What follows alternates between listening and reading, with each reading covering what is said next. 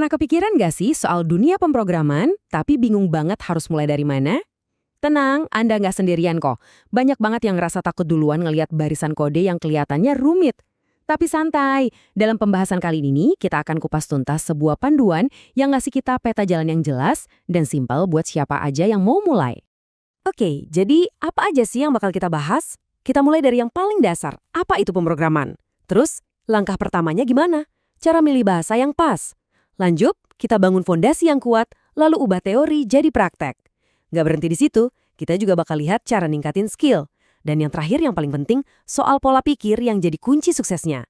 Ini benar-benar panduan langkah demi langkah. Oke, pertama-tama ayo kita bedah dulu konsep intinya. Apa sih sebenarnya yang kita lakuin waktu kita lagi, kutip, memprogram? Coba deh pikirin sebentar. Aplikasi di HP Anda, game favorit yang sering dimainin, atau portal berita yang Anda buka tiap pagi. Itu semua adalah hasil dari pemrograman loh. Inilah kekuatan super yang bisa mengubah sebuah ide di kepala jadi sesuatu yang nyata dan bisa kita pakai sehari-hari. Jadi, intinya tuh gini, pemrograman itu sebenarnya cuma seni ngobrol sama komputer. Kita nulis perintah pakai bahasa yang dimengerti sama mesin, terus mesinnya bakal ngerjain persis apa yang kita suruh. Sesimpel itu konsep dasarnya. Oke, konsepnya udah dapat. Sekarang, langkah praktis pertamanya adalah milih alat komunikasi kita, yaitu bahasa pemrograman. Nah, pilihan di awal ini penting banget, karena bisa nentuin perjalanan Anda ke depan, bakal mulus atau enggak. Nah, ini nih yang menarik. Panduan ini benar-benar tegas nyaranin Python. Kenapa Python? Karena aturannya, atau yang biasa disebut sintaksis, itu sederhana banget, hampir kayak baca tulisan biasa dalam bahasa Inggris. Inilah yang bikin Python jadi titik awal yang ideal buat para pemula. Sekarang, ayo kita lihat blok bangunan fundamentalnya. Konsep-konsep ini tuh kayak ABC-nya programming. Mau pakai bahasa apapun nanti, konsep-konsep ini pasti bakal kepake. Jadi, paham di sini, itu kuncinya. Kita mulai dari variabel. Cara paling gampang buat ngebayanginnya adalah sebagai sebuah kotak penyimpanan. Anda kasih nama kotaknya, terus Anda bisa masukin data ke dalamnya. Bisa angka, bisa tulisan, apa aja. Buat dipakai lagi nanti di program Anda. Praktis kan? Selanjutnya, tipe data. Nah, ini tuh cuma label buat ngejelasin jenis data yang ada di dalam kotak variabel tadi. Apakah isinya angka buat ngitung, ataukah teks kayak halo dunia, atau jangan-jangan cuma jawaban benar atau salah yang kita sebut boolean. Tipe data ini penting biar komputer nggak salah ngolah informasinya. Kalau struktur kontrol, ini ibarat otaknya program Anda. Mereka yang bikin keputusan. Pakai if else, Anda bisa bilang ke program, kalau password benar, lanjut. Kalau salah, kasih pesan error. Sementara loops itu buat ngulang-ngulang tugas. Jadi Anda nggak perlu capek nulis kode yang sama berkali-kali. Dan yang terakhir di bagian dasar ini ada fungsi. Wah, ini konsep yang keren banget. Bayangin Anda punya resep buat bikin kue. Daripada nulis ulang semua langkah tiap kali mau bikin, Anda kan tinggal bilang aja, pakai resep kue yang itu. Nah, itulah fungsi. Satu blok kode yang bisa Anda panggil berulang-ulang. Oke, teorinya udah dipegang nih. Sekarang bagian paling asyiknya, ngubah pengetahuan jadi keterampilan beneran. Disinilah proses belajar yang sesungguhnya terjadi.